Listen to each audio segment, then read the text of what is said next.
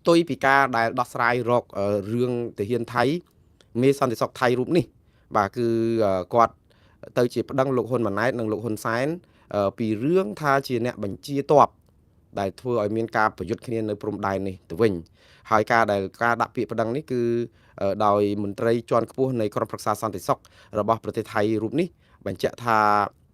រឿងពិតគឺគាត់បានចុះទៅព្រំដែនហើយថ្ងៃនេះគឺមានទាំងលោកអនុទិនច័ន្ទវរៈគុលដែលជានាយករដ្ឋមន្ត្រីស្ដីទីរបស់ប្រទេសថៃនឹងទៅគ្រប់ច្រកល្ហកអស់ហើយនៅតំបន់ព្រំដែនថៃនឹងដោយតាំងម្ដុំភូមិជោគជ័យប្រៃច័ន្ទឬក៏បឹងតគួនអីហ្នឹងគឺគេទៅពង្រឹងស្មារតីទ័ពរបស់គេដែលយកដីខ្មែរបានសោះហ្នឹងគឺថាទៅធ្វើដូចជាសបាយជ័យខុសពរជ័យប្រមូលជ័យភ័ណ្ឌដែលធ្វើឲ្យទឹកភ្នែកប្រជាពលរដ្ឋកំពុងតែហូរសស្រាក់ដោយសារតែការសោកស្ដាយដែនអធិបតេយ្យរបស់កម្ពុជាដែលរងការបំពានឈ្លានពានរបស់ថៃ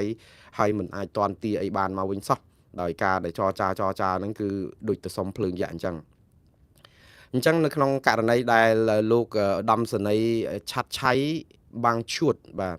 លោកឆាត់ឆៃបាំងឈួតនឹងគាត់ជាលេខាធិការឬអគ្គលេខាធិការនៃក្រុមប្រឹក្សាសន្តិសុខរបស់ជាតិថៃដែលគាត់បានបញ្ជាក់ថារឿងដែលដាក់ពាក្យប្តឹងនេះគឺដោយសារតែបានជជែកគ្នាជាមួយខាងរាជអាជ្ញារបស់តុលាការថៃតាក់ទងនឹងចំនួនព្រំដែននេះគឺគេបានរកឃើញភ័ស្តុតាងថាបើគុំតែមានលោកហ៊ុនសែននិងលោកហ៊ុនម៉ាណែតដែលនៅបញ្ជាឲ្យទាហានតដៃឬក៏ថាបាញ់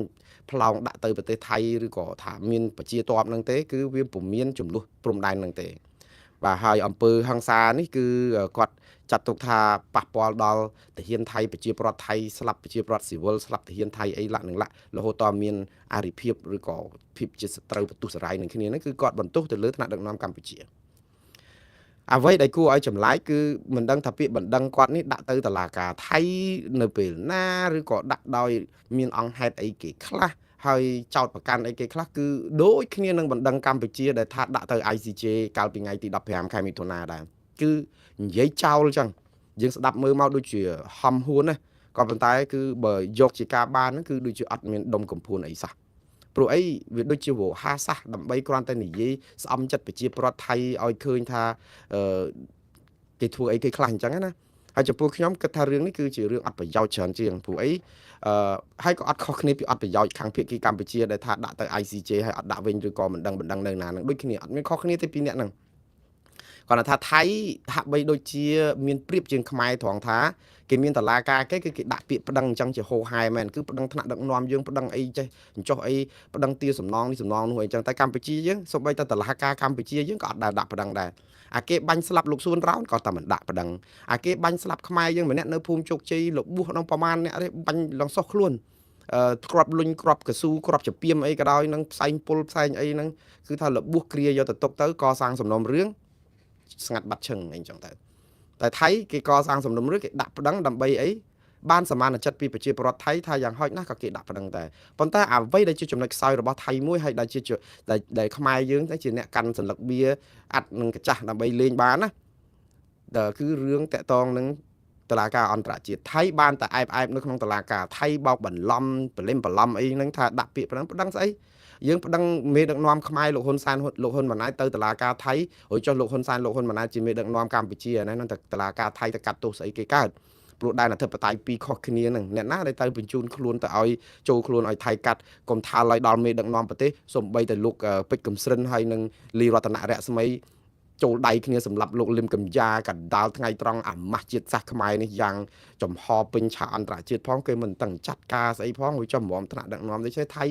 ជួនកាលជាការធ្វើដើម្បីនយោបាយប្រជាពិធសម្រាប់ចំណេញប្រជាពលរដ្ឋថៃនៅក្នុងការលួងចិត្តប្រជាពលរដ្ឋថៃថាមេដឹកនាំថៃគេមិននៅស្ងៀមទេគេថាកម្ពុជាទេដែលបង្កឲ្យមានបញ្ហាដល់ថៃហើយដោយសារតែការបង្កបញ្ហាហ្នឹងទើបគេវាយស្រោចហើយវាយហ្នឹងមិនមែនវាយជាការសងសឹកទេវាយយកដីខ្មែរហ្មងបើមើលទៅដូចជាការសងសឹកច្រើនជាងព្រោះអីចំនួនប្រដាប់អាវុធដែលកើតឡើងតាំងពីករណីថ្ងៃ28ខែឧសភាស្លាប់លោកសួនរោននៅមុំបីហើយក្រោយមកវាយថ្ងៃទី24ខែកក្កដាដល់28អីហ្នឹងវាជាការសងសឹកតាក់ទងនឹងរឿងចំនួនគ្នារវាងក្រុមគ្រួសារតកូលហ៊ុននិងតកូលថាក់ស៊ីនអីហ្នឹងក៏ហោហែមកអញ្ចឹងតែយូរទៅយករឿងអាដែនអធិបតេយ្យយើងហ្នឹង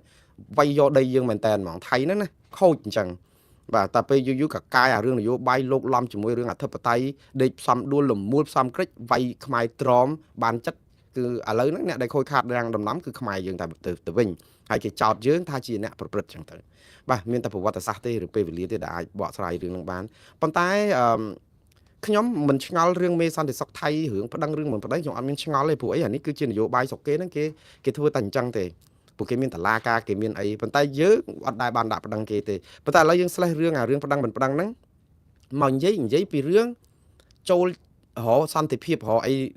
ដើម្បីដោះស្រាយបញ្ចប់អាបញ្ហាយើងវិញថ្ងៃនេះគឺបើតាមអ្វីដែលជាការអះអាងឬក៏មិនអះអាងនេះសេចក្តីថ្លែងការណ៍របស់ឬក៏សេចក្តីជូនដំណឹងរបស់ក្រសួងការពារជាតិកម្ពុជាតាមរយៈអ្នកនាំពាក្យនេះគឺអ្នកស្រីម៉ាលីសុជាតាគឺបាននិយាយថាមេភូមិភាគទី5ភាគីកម្ពុជានិងកងទ័ពភូមិភាគ1ភាគីថៃជួបប្រជុំគ្នានៅច្រកអន្តរជាតិប៉ោយប៉ែតជួបថ្ងៃនេះគឺមានភាគីទាំងសងខាងទាហានយោធាហ្នឹងគឺត្រៀមសម្រាប់កិច្ចប្រជុំ RBC នៅថ្ងៃទី29ខែមករាតាមពិតគឺជាចំណុចល្អដែរគាត់មិនមែនទៅជួបគ្នាលើកទី1ឯក្រោយមានកិច្ចព្រមព្រៀងឈប់បាញ់លើកទី2នេះមកហ្នឹងគឺគាត់ជួប2លើកឯថ្ងៃហ្នឹងលើក2លើកឯហើយបើយើងនិយាយពីដុំកពួនអីហ្នឹងវាមិនមានជាសាច់ការអីប្រមាណក្រៅតែពីធ្វើទៅឲ្យស្របតាមស្មារតីនៃសេចក្តីប្រកាសរួមទៅថាភាគីទាំងពីរបោះដៃទៅវិញទៅមកអញ្ចឹងទៅរកការជជែកគ្នាអីអញ្ចឹងទៅប៉ុន្តែកម្ពុជាជជែកអីជាមួយថៃបានតែជជែកស្អំកុំឲ្យតែមានចំនួនប្រដាប់អាវុធបន្តទៀតទេប៉ុន្តែសំខាន់រឿងថាទាដីថៃដីខ្មែរដែលថៃយកមកបានវិញហ្នឹងវាអត់មាននៅក្នុងរបៀបវិរៈហ្នឹងគឺគ្រាន់តែសម្រួលកិច្ចតែតាក់ទងគ្នាប៉ុន្តែបើសិនជាជួបគ្នាទៅនៅនេះគឺខាងខ្មែរនឹងមានឧត្តមសេនីយ៍តូសកំប៉ាក់ដែលជាប្រធានក្រុមលេខាធិការ RBC កម្ពុជាជួបជាមួយនឹងគណៈប្រតិភូថៃដឹកនាំដោយឧត្តមសេនីយ៍តូភិថាយ៉ាគូលពោសវណ្ណដែលជាប្រធានក្រុមលេខារបស់ខាងភាគីថៃនិយាយទៅពួកគាត់ជួបគ្នានៅក្នុងន័យថាដើម្បីសម្របសម្រួលឲ្យជួបប្រជុំព្រោះកម្ពុជាចង់ឲ្យថៃជួបប្រជុំគ្នាឲ្យបានដើម្បីអីលួងទៅវាស់វែងព្រំសីមាគណៈកម្មការកិច្ចការព្រំដែនចម្រុះ JBC ឯណោះមក RBC នេះវាគាត់ជាភូមិភាគនឹងជួបគ្នាដើម្បីកុំឲ្យឆ្លោះគ្នាកុំឲ្យបាញ់គ្នាទៀតតែប៉ុណ្្នឹងទេតែអ្នកដែលមានសិទ្ធិអាកាត់រឿងព្រំសីមាហ្នឹងគឺគណៈកម្មការខណ្ឌសីមា JBC ដែលថៃប្រាប់ថាអត់ជួបទេព្រោះដោយសារតែគេថារដ្ឋាភិបាលចាំផ្ទះនេះគ្មានសិទ្ធិសម្រេចអីទេចាំដល់ពេលមានរដ្ឋាភិបាលថ្មីមកចាំសម្រេចយកដីខ្មែរអស់មកកណោ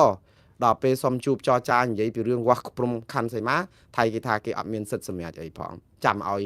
JBC រដ្ឋាភិបាលថ្មីកើតឡើងមាននាយករដ្ឋមន្ត្រីថ្មីប៉ុន្តែនាយករដ្ឋមន្ត្រីចាស់នេះចាំផ្ទះនេះអាកាលវាយក្ដួងដដើមមកដីខ្មែរយកបាន4-10កន្លែងដែលរដ្ឋាភិបាលទទួលស្គាល់រដ្ឋាភិបាលកម្ពុជាទទួលស្គាល់ប៉ុន្តែមានប្រហែលជា40កន្លែងនោះដែលបាត់ទៅថៃអត់មានថៃថាអានឹងមិនអាចទទួលជាការបានមិនអាចគ្រប់គ្រងអីបានចាំរដ្ឋាភិបាលថ្មីអីអត់មានលីងអញ្ចឹងខូចចឹងហ្មងបាទរឿងយកដីយើងយកបានរដ្ឋាភិបាលចាំផ្ទះហ្នឹងសម្រាប់បានយកចឹងហ្មងតែដល់ពេលរឿងវាស់វែងអីចែកអីត្រឹមត្រូវតែចាំរដ្ឋាភិបាលថ្មីបាទតែយ៉ាងណាបងប្អូនអាហ្នឹងគឺជារឿងល្បិចរបស់ថៃតែយើងត្រូវតែរកវិធីដោះស្រាយតាមយន្តការជាក់ស្ដែងផ្លូវណាដែលអាចធ្វើបានធ្វើតាមលទ្ធភាពទៅប៉ុន្តែអ្វីដែលផ្លូវដែលអាចធ្វើបានក៏សរសើររដ្ឋាភិបាលកម្ពុជាដែរណាមកដល់ម៉ោងហ្នឹងអត់នៅស្ងៀមទេចង់និយាយថាស្ងៀមស្ងប់តែមិនស្ងៀមបាទកម្ពុជាអត់ស្ងៀមមែនយើងសរសើរដែរព្រោះអីអ្នកនាំពាក្យរដ្ឋាភិបាលកម្ពុជាថ្ងៃនេះនៅក្នុងសន្និសីទសារព័ត៌មានហ្នឹងថ្លែងថាកម្ពុជាតវ៉ាប្រឆាំងការឈ្លានពានរបស់ថៃជិត700លើកនៅក្នុងរយៈពេល6ខែចុងក្រោយបងប្អូនជិត700លើកដែលកម្ពុជាតវ៉ាអានេះតាមពិតជាសេចក្តីថ្លែងការណ៍របស់លោកប៉ែនបណ្ណាកាលពីថ្ងៃទី26មករាទេមែនតើជិត700លើកហ្នឹងណាគឺគាត់សម្ដៅទៅលើដូចថាមានទាំងសេចក្តីប្រកាសព័ត៌មានកំណត់ទូតតវ៉ាសេចក្តីថ្លែងការណ៍ញត្តិថ្កោលទោសលិខិតបកស្រាយឬលិខិតបំភ្លឺ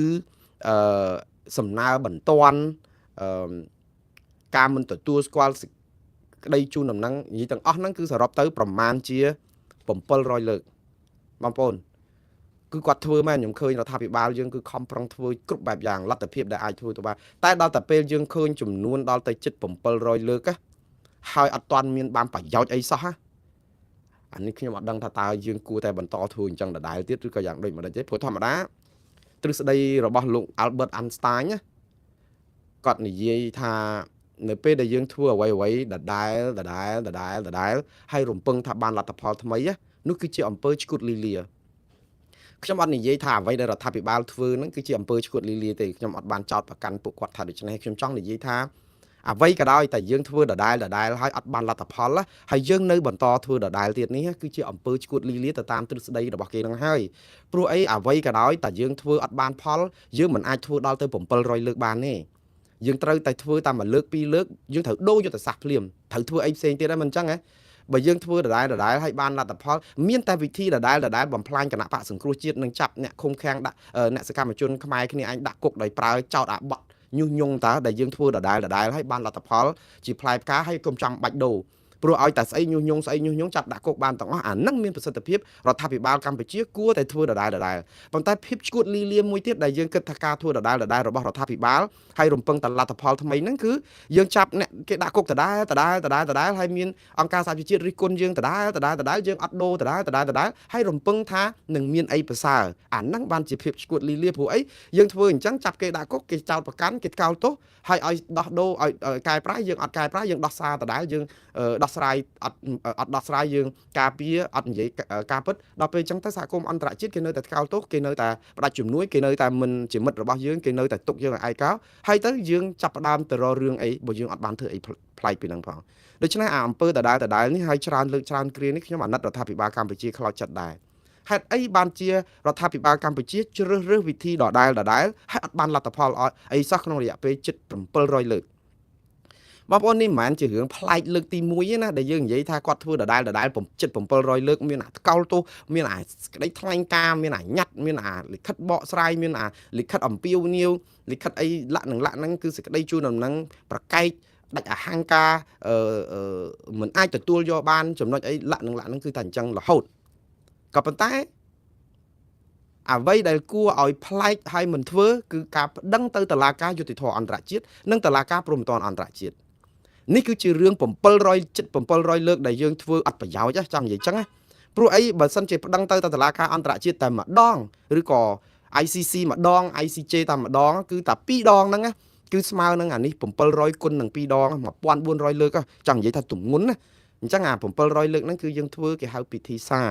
ឲ្យគ្រប់កិច្ចទៅកុំឲ្យថារដ្ឋាភិបាលអត់បានធ្វើអីសោះប៉ុន្តែសួរថាផលបានយ៉ាងណាប៉ុន្តែបើយើងសួរវិញថាឲ្យរដ្ឋាភិបាលធ្វើយ៉ាងម៉េចឥឡូវហ្នឹងរដ្ឋាភិបាលគេអាចសួរដែរឲ្យគេធ្វើម៉េចបើថៃសម្ោចក្នុងខោហើយបើទៅវាយគេវាយមិនឈ្នះអង្គការសហជីវជាតិអត់ណាស្ដាប់យើងប្រទេសសហគមន៍ពិភពលោកគេអត់គ្រប់គ្រងខាងយើងទេគឺបានន័យថាអត់ថ្កោលទោសថៃបានន័យថាអត់គ្រប់គ្រងកម្ពុជាថាថៃឈ្លានពានយើងទេសហភាតាមិត្តភ័ក្ដិយើងដូចចិនដូចវៀតណាមអីដែលមិត្តម៉ឺនឆ្នាំប្រលេះដៃយើងឬក៏នៅស្ងៀមចាក់ខ្សែអត់ជួយយើងបានតើយើងមានអីធ្វើក្រៅពីនោះបើខ្ញុំជាមន្ត្រីរដ្ឋាភិបាលប្រហែលជាធ្វើដូចតែដដែលដែរហ្នឹងបើយើងវាអត់មានជំរើសមិនអញ្ចឹងណាទៅវាយគេក៏វាយមិនឈ្នះការទូតយើងក៏មិនជាលឹះគេអីប្រហែលសារព័ត៌មានអន្តរជាតិយើងអត់មានប្រជាជនខ្មែរយើងឆ្លោះគ្នាប្រសាចពេលដែលកំពុងតែឆ្លោះគ្នាខ្មែរយើងឆ្លោះពេលដែលឆ្លោះគ្នាជាមួយថៃខ្មែរយើងឆ្លោះគ្នាជាមួយខ្មែរអត់ត្រូវគ្នាគណៈបកប្រឆាំងអត់ត្រូវគ្នាជាមួយនឹងគណៈបកកណ្ដាលអំណាចទេព្រោះអីគណៈបកកណ្ដាលអំណាចហ្នឹងធ្វើបាបធ្វើទុកបុកម្នេញគេវាយូរពេកដល់តែពេលមានឱកាសដែលឃើញគណៈបកកណ្ដាលអំណាចដែលកំពុងកាន់ប្រទេសធ្វើឲ្យថៃឈ្លានពានដែនអធិបតេយ្យបានមកកណោវាជាឱកាសមាសសម្រាប់គណៈបកប្រឆាំងឲ្យតែគណៈបកកាន់អំណាចហ្នឹងឲ្យលាយខ្សលទេព្រោះដោយសារអីគេរងចាំឱកាសដែលគេមិនអាចធ្វើអីគណៈបកកាន់អំណាចដែលធ្វើទុកបុកម្នេញគេវាបានប្រើតុលាការប្រើកងកម្លាំងប្រដាប់អាវុធដែលជារបស់ជាតិរបស់អីប្រព័ន្ធផ្សព្វផ្សាយបង្ក្រាបធ្វើបាបធ្វើទុកបុកម្នេញគេខ្លាំងពេកដល់ពេលមានឱកាសបែបនេះយើងទៅពឹងឲ្យក្រុមប្រឆាំងហ្នឹងសាទរអបអររដ្ឋាភិបាលកុំឲ្យនិយាយអាក្រក់ពីរដ្ឋាភិបាលគេឲ្យគេនិយាយពីអីបើខ្លួនឯងធ្វើប្រព្រឹត្តលើគេអយុត្តិធម៌រាប់សិបឆ្នាំអត់មានជួយរករឿងមេបាក់ខ្លួនឯងពីការប្រព្រឹត្តអំពើអយុត្តិធម៌ដល់តែពេលមានរឿងអយុត្តិធម៌ជាមួយថៃទៅរករឿងក្រុមប្រឆាំងថាហេតុអីក៏មិនព្រមជួយនិយាយពីរឿងអីមករករឿងតែខ្មែរគ្នាឯងរដ្ឋាភិបាលខ្មែរគ្នាឯងអានេះគេថាជារឿងនយោបាយអ្នកសារព្រោះខ្យល់រមែងទទួលផលជាព្យុះសង្គ្រាវាអត់វាជាអំពើដែលយើងធ្វើទេកុសលកម្មដែលយើងសាងមកដល់តែពេលយើងកំពុងទទួលផលវិញប៉ុន្តែផលហ្នឹងជាផលអកុសលកម្មគឺអំពើបាបដែលយើងប្រព្រឹត្តតាហើយដល់ពេលគេមិនជួយយើងយកក្រុមអាមីអាថោហ្នឹងមកឃោសនាថាពួកក្រុមប្រឆាំងនេះធ្វើការជាមួយគ្នាអត់បានទេព្រោះនៅពេលដែលជាតិមានទុកជាមួយថៃឈ្លានពានយើងអត់មូលមាត់គ្នាដើម្បីវាយថៃទេយើងមករករឿងខ្មែរគ្នាឯងខ្ញុំថាការលើកឡើងនេះមិនខុសទេយើងដឹងហើយថានៅពេលដែលមានសង្គ្រាមជាមួយសត្រូវឈ្លានពានរបស់យើងគឺគោលដៅរបស់យើងគឺសត្រូវឈ្លានពាន គឺយើងត្រូវសម្រួចខ្មែរគ្នាឯងនឹងឲ្យមូលមាត់គ្នាដើម្បីវាយសត្រូវឈ្លានពានដូចគ្រួសារអញ្ចឹងណាបងប្អូនពេលដែលឆ្លោះគ្នាជាមួយគ្រួសារដទៃយើងជាគ្រួសារជាសាច់ឈាមវាត្រូវតែកាន់ជើងគ្រួសារឯងហើយដើម្បីការពារប្រឆាំងមួយអ្នកដទៃនោះឲ្យឈ្នះគេព្រោះយើងឲ្យមូលមាត់គ្នាក៏ប៉ុន្តែយើងអត់ដែលសួរខ្លួនឯងទេថាគ្រួសារខ្លួនឯងនឹងដែលត្រូវគ្នាពីអង្កលមុននឹងឆ្លោះគ្នាជាមួយគ្រួសារដទៃហ្នឹងអ្នកគ្រួសារខ្លួនឯងនឹងដែលស្រឡាញ់កូនឲ្យស្មើគ្នាទេយកចិត្តទុកដាក់កូនឲ្យស្មើគ្នាទេបំផ្លាញគ្នាគ្រប់យ៉ាងឲ្យអ្នកនេះលលាយអ្នកនេះអីចឹងឲ្យឆ្លោះគ្នាកាប់ចាក់គ្នាអញ្ចឹងទៅដើម្បីខ្លួនឯងជាអាណាព្យាបាលស្រួលគ្រប់គ្រងកូនដល់តែពេលមានទុកមកដល់ត្រូវការពឹងកូនឲ្យមកជុំមូលមាត់គ្នាកូនធម្មតាជា logic ជាធម្មជាតិយើងធ្វើឲ្យកូនថ្នាំងថ្នាក់ស្អប់គ្នាគុំគួនគ្នាមកអាយុមកហើយយើងអត់អាចមូលមាត់គ្នាបានទេអញ្ចឹងបានសុភាសិតខ្មែរតែងតែបដៅយើងថាឆ្លោះគ្នាក្នុងគ្រួសារដូចស្រាតកាយាបង្ហាញញាតឆ្លោះគ្នាក្នុងសង្គមជាតិដូចលាតកំណប់ទ្របឲ្យចោល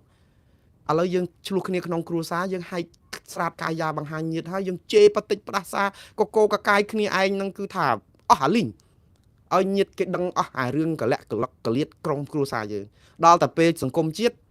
ជាជាតិសាសក៏យើងឆ្លោះគ្នាគឺលាតកំណប់ឲ្យចោលវាយយកដីយើងបាត់នេះជាកំណប់ទ្របដ៏មហាសាលរបស់កម្ពុជាដែលអធិបតេយ្យយើងឃើញយើងបែកបាក់គ្នាទេបងប្អូនហើយនៅពេលដែលគណៈបកប្រឆាំងគេរករឿងរដ្ឋាភិបាលកម្ពុជា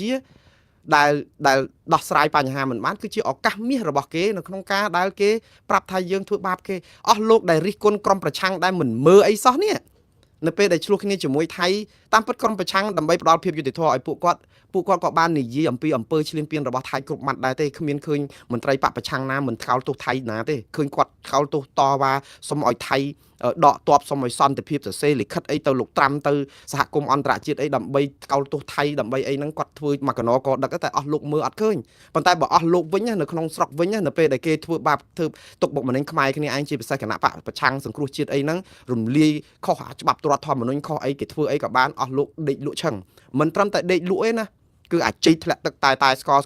រគឺថានាំគ្នាបំផ្លាញឲ្យខ្ទេចទៅហើយស្រែកជ័យឲ្យខុសជប់លៀងឲ្យតែក្រុមមួយនឹងលលាយតែជាខ្មែរគ្នាឯងខូចជាតិសាសរបស់ឯងហ្នឹងក៏យើងបំផ្លាញបានអត់ដែលនិយាយទេអត់ដែលនិយាយថាហេពេលដែលគណៈបកប្រឆាំងមានបញ្ហាឆ្លោះគ្នាផ្ទៃក្នុងជាមួយជាតិសាសយើងហេតុអីយើងជាខ្មែរគ្នាឯងមិនជួយការពារគ្នាផងហេតុអីបានជានាំគ្នាទៅថែមសាំងទៅលើភ្លើងចោតក្រុមប្រឆាំងហ្នឹងថាអញ្ចឹងចោះទៀតយើងបង្កើតអំពើក្នុងនឹងខ្លួនឯងហើយដល់តែពេលរឿងហ្នឹងបកមករឿងព្រំប្រទល់ថៃយើងទៅយកលេសហ្នឹងតាមពិតរឿងនេះរឿងផ្លែប៉ោមនិងក្រូចណាបងប្អូនផ្លែប៉ោមនិងក្រូចហ្នឹងគឺរឿងអំពើអយុត្តិធម៌ដែលកើតឡើងក្នុងចំណោមសាធារណជនខ្មែរដែលគណៈបកកណ្ដាលអំណាចបំផ្លាញគេគ្រប់បែបយ៉ាងហ្នឹងគឺជារឿងប៉ោមឯរឿងក្រូចគឺរឿងថៃដែលអធិបតេយ្យអត់លីគ្នាបានទេយើងរិះគន់ថៃគ្រប់ពេលថាថៃឈ្លានពានបើចំពោះខ្ញុំណាខ្ញុំរិះគន់ថៃគ្រប់ពេលថាថៃឈ្លានពានប៉ុន្តែអត់អាចនឹងខាននឹងរិះគន់រដ្ឋាភិបាលដែលប្រព្រឹត្តអំពើផ្ដេសផ្ដាស់កន្លងមកហ្នឹងថាទុកឲ្យបានសោះព្រោះដោយសារអីវាជារឿងក្រូចនិងប៉ោមព្រោះជួនកាលដោយសារតែរបៀបដឹកនាំរដ្ឋហ្នឹងហើយបានជាធ្វើឲ្យយើងខ្សោយអញ្ចឹងហើយយើងនៅទទួល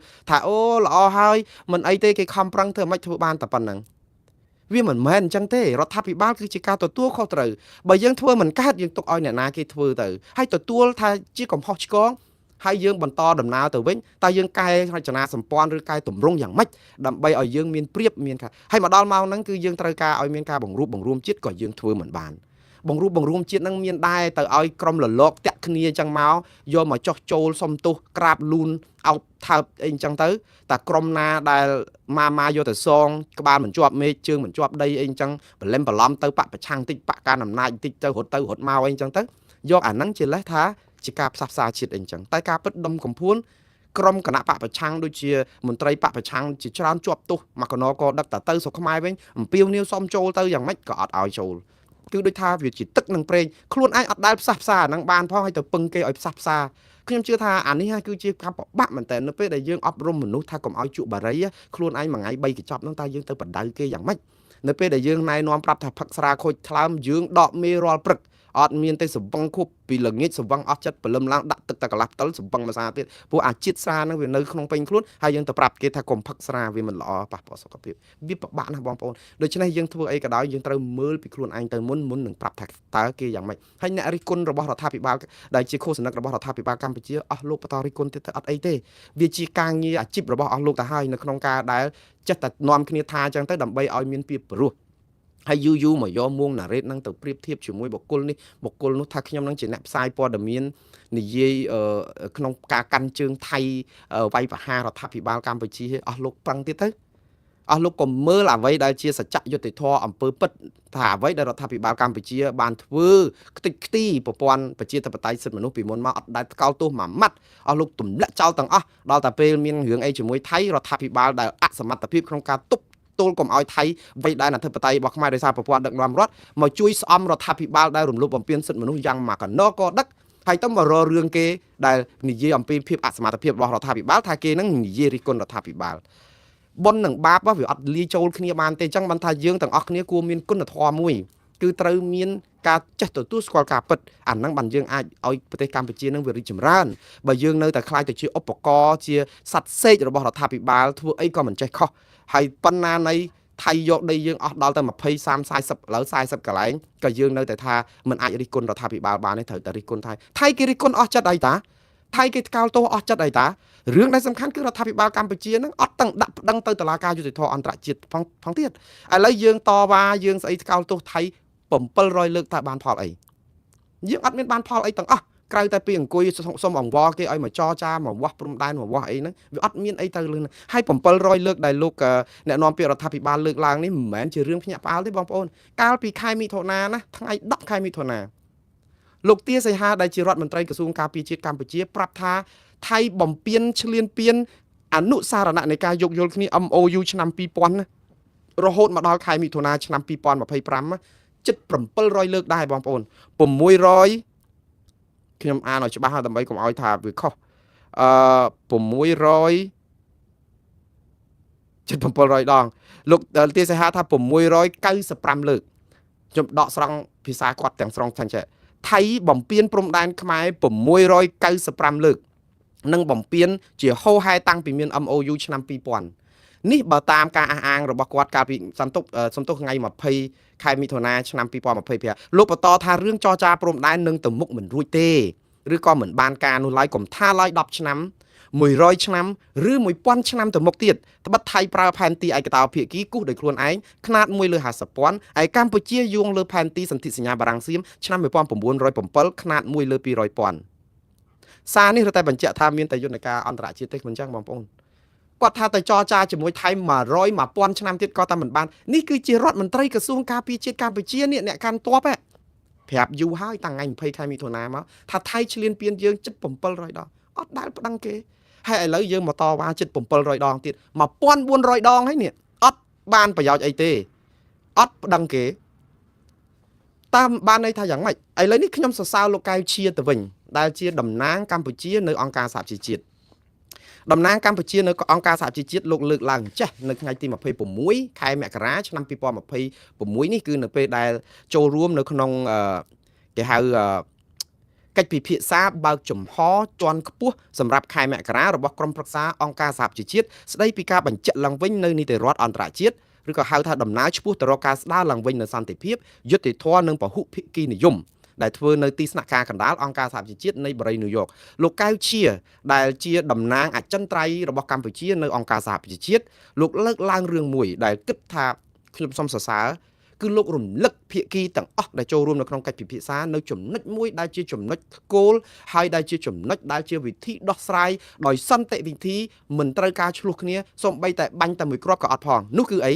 លោកនិយាយថាការដោះស្រាយដោយសន្តិវិធីគឺតាមរយៈតុលាការ ICJ គឺតុលាការយុត្តិធម៌អន្តរជាតិដែលជាកាតព្វកិច្ចផ្លូវច្បាប់ដែលរដ្ឋសមាជិករបស់អង្គការសហជីវជាតិទាំងអស់ត្រូវអនុវត្តដែលនេះជាយន្តការដែលអាចទុកចិត្តបាននិងធានាបាននូវសន្តិភាពយូរអង្វែងសម្រាប់រដ្ឋសមាជិកហេតុអីបានជាលោកកៅឈៀលើកឡើងអំពីតុលាការយុត្តិធម៌អន្តរជាតិទៅរំលឹកនៅក្នុងក្របខ័ណ្ឌអង្គការសហជីវជាតិប្រាប់រដ្ឋភាគីថារដ្ឋភាគីទាំងអស់ត្រូវតែមានកាតព្វកិច្ចអនុវត្តច្បាប់ដែលក្នុងនាមជាសមាជិកអង្គការសហជីវជាតិចុះកម្ពុជាដែលនេះហើយឬនៅរឿងនេះមានរឿងពីរបងប្អូនហើយបងប្អូននឹងស្រពេចស្រពិលវិលវល់រឿងនេះដោយសារលោកកៅឈៀទៀតហើយការដែលខ្ញុំថាវិលវល់គឺដោយសាររឿងមួយពេលដែលលោកនិយាយអំពី ICJ ជាយន្តការជាកាតព្វកិច្ចដែលរដ្ឋភាគីត្រូវធ្វើបានន័យថាលោកចង់ប្រាប់ថា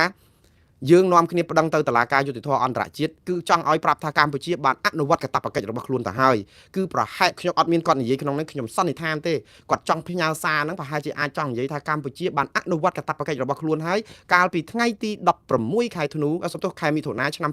2025នៅពេលដែលកម្ពុជាបញ្ជូនសេចក្តីជូនដំណឹងមួយសន្លឹកទៅតុលាការយុតិធធអន្តរជាតិមួយនេះដោយអះអាងនៅពេលនោះថានេះគឺជាបណ្ដឹងថៃតកតងនឹងរឿង4កន្លែងគឺប្រាសាទតាមាន់ធំតាមាន់តូចតំបន់មុំ3ប្រាសាទតាកបីអាហ្នឹងសម្រាប់បើសិនជាខ្ញុំកាត់ស្មានអ្វីដែលលោកកៅជានិយាយចង់ឲ្យប្រជាពលរដ្ឋហ្នឹងយល់ថាកម្ពុជាបានអនុវត្តកាតព្វកិច្ចមួយគឺប្តឹងទៅតុលាការយុតិធធអន្តរជាតិទេជាការស្មានរបស់ខ្ញុំទេអាហ្នឹងរឿងទី1ដែលខ្ញុំសន្និដ្ឋានអញ្ចឹងប្រជាពលរដ្ឋនឹងវល់ទៀតអញ្ចឹងកម្ពុជាដាក់ប្តឹងហើយអញ្ចឹងឃើញឃើញរឿងហ្នឹងវល់មកអញ្ចឹងវិញកម្ពុជាមិនបកស្រាយអីថាខ្លួនដាក់ប្តឹងមិនដាក់ប្តឹងទេគិតថាថ្ងៃ16ខែមិថុនាហ្នឹងគឺជាបណ្ដឹងហើយអញ្ចឹងទៅនៅពេលដែលខាង ICJ គ្មានរបាយការណ៍អីទាំងអស់ពីការទទួលបណ្ដឹងទទួលសេចក្តីជូនដំណឹងអីហ្នឹងក៏អត់បានទទួលដែរហ្នឹងគឺសម្រាប់ក្របខ័ណ្ឌតុលាការយុតិធធអន្តរជាតិកម្ពុជាមានតែមួយខាងឯខាងគេនោះអត់មានឆ្លើយអីសោះដូច្នេះយើងអាចសន្និដ្ឋានថាវាគ្រាន់តែជាការផ្សព្វផ្សាយលួងចិត្តប្រជាពលរដ្ឋកម្ពុជាតែខាងតុលាការមិនបានទទួលឬក៏នីតិវិធីហ្នឹងគឺមិនមែនជានីតិវិធីដែលប្តឹងដែលត្រឹមត្រូវទេយើងគ្រាន់តែដាក់ទៅដើម្បីឲ្យតែលឺនាមអីចឹងទៅទី2លោកកៅឈៀនលើកដូចនេះគឺចង់សម្ដៅទៅលើការប្រាប់ទៅថៃថាបើគ្រាន់បើបំពេញកាតព្វកិច្ចខ្លួនឯងក្នុងនាមជាប្រទេសសមាជិករបស់អង្គការសហប្រជាជាតិហើយជាសមាជិករបស់តុលាការយុតិធធអន្តរជាតិនេះផង ICJ នេះផងដាក់ពាក្យប្តឹងទៅជាមួយថៃទៅហីទៅដាក់ពាក្យប្តឹងព្រមទៅជាមួយកម្ពុជាផងទៅហីនេះសារនេះគឺចង់សារដាស់តឿនថៃថាដាក់ទៅហីបើមិនដាក់អាចកម្ពុជាដាក់បានអញ្ចឹងវាអាចក្នុងន័យអញ្ចឹងបងប្អូនព្រោះអញ្ចេះនៅក្នុងច្បាប់ក្រិតក្រមនៅក្នុងការដាក់ពាក្យប្តឹងទៅតុលាការយុតិធធអន្តរជាតិនេះគេមានលក្ខខណ្ឌមួយដែលនិយាយថាភាគីនៅក្នុងបណ្ដឹងណាដែលឆ្លោះគ្នារឿងព្រំដែនហ្នឹងត្រូវតែមូលមាត់គ្នាទៅអាចតុលាការ ICJ នេះទទួលបណ្ដឹងយើងបើភាគីណាតាមមួយខាងពេញចិត្តឬព្រមដាក់ភាគីនៅក្នុងវិវាទហ្នឹងមិនព្រមមិនដាក់បណ្ដឹងជាមួយគ្នាក៏មិនអាចដាក់ពាក្យប្តឹងនឹងបានដែរឬក៏ថាតុលាការយុតិធធអន្តរជាតិនេះមិនទទួលបណ្ដឹងអីចឹងទៅនៅក្នុងនោះមានខមួយនៅក្នុងលក្ខន្តិកៈនៃតុលាការនេះចែងមែនក៏ប៉ុន្តែវាមិនមែនជាលក្ខខណ្ឌសម្រាប់ថាអ្នកឯងបើភាគីមួយខាងមិនដាក់ប្តឹងអ្នកឯងដឹងមិនអាចប្តឹងបានទេមិនមែនអញ្ចឹងទេមានបទអក្រិតអ្នកណាមិនប្តឹងកុំខ្វល់ព្រោះយើងជាជនរងគ្រោះគេមានមាត្រាមួយនៅក្នុងលក្ខន្តិកៈរបស់តុលាការយុតិធធអន្តរជាតិនេះចែងថាក្រៅតែពីភាគីទាំងពីរយល់ព្រមគ្នាក៏មានការលក្ខខណ្ឌមួយទៀតដែរអាចតុលាការនេះទទួលបានដែរបើមានចែងនៅក្នុងសន្ធិសញ្ញាអំពីយន្តការដោះស្រាយបញ្ហាមិនចាំបាច់តែភាគីយល់ព្រមទេព្រោះអីឲ្យតែភាគីដាក់ថានៅក្នុងសន្ធិសញ្ញាបារាំងសៀមចុះឧទាហរណ៍បើមានចំនួនរវាងបារាំងសៀមខ្មែរនិងថៃតទៅរឿងព្រំដែនវាត្រូវតែមានយន្តការតុលាការអន្តរជាតិបើមាននៅក្នុងសន្ធិសញ្ញាហ្នឹងគឺមានន័យគ្រប់គ្រាន់ថាបណ្ដឹងទាំងឡាយណាដែលកើតចេញពីបញ្ហានេះគឺយកទៅតុលាការអន្តរជាតិយកទៅបកស្រាយដោយមិនចាំបាច់មានភាគីណាយល់ព្រមទេឲ្យតែភាគីជាជនរងគ្រោះដាក់ពាក្យប្តឹងគេមានអនុញ្ញាតអញ្ចឹងតាបងប្អូនរឿងនេះហើយដែលវាកើតឡើងនៅរឿងប្រាសាទព្រះវិហារដែលថៃមានទទួលស្គាល់យុត្តាធិការរបស់អង្គការនេះណាតុលាការនេះណាហើយកាត់បាន2លើកអញ្ចឹងហើយបានថាកុំឲ្យបើថាអញ្ចឹងលោកកៅជាអាចចង់បញ្ជាក់ប្រាប់ថាដូចខ្ញុំនិយាយអញ្ចឹងប្រាប់ឲ្យប្រជាពលរដ្ឋគិតថាកម្ពុជាបានដាក់ប្តឹងហើយអាហ្នឹងទី1ហើយក៏ជាការរំលឹកឲ្យថៃថាណាគ្រប់កាតព្វកិច្ចណាបើសិនជាស្រឡាញ់សន្តិភាពមែនប្តឹងទៅតុលាការអន្តរជាតិទៅ